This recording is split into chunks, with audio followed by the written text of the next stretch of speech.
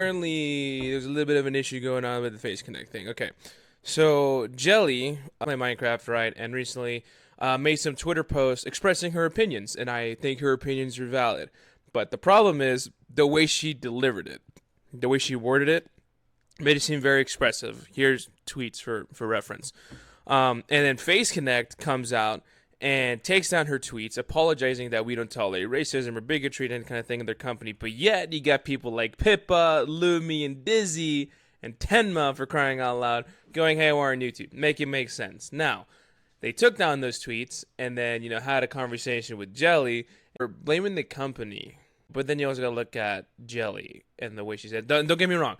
And I think bringing politics into video games is stupid. Like, we're talking about Minecraft, kids game, but then they made the excuse of, oh, it's educational, you can learn about human rights. We don't learn stuff like this in a video game. We learn it from our teachers. We learn it from our books. And granted, our education system is absolute garbage right now, but yet there's still something there. I think it's a big on Face Connect's part. Now, I don't get me wrong. I still love Face Connect.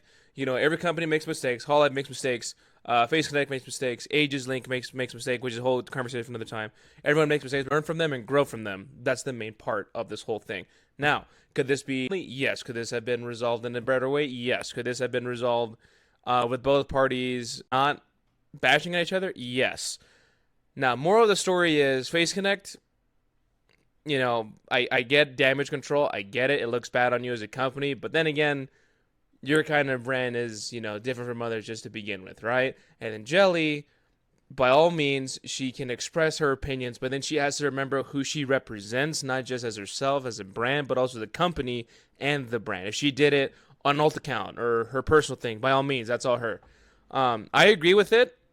I disagree at the same time. I think the way she delivered it was pretty harsh and could have been delivered differently, but at the same time, keep politics and that kind of garbage away from video games. Like, we don't need that in video games. It's supposed to be a way to escape from reality. We don't need politics and all this other stuff infiltrating our video games and our virtual worlds. That's my piece.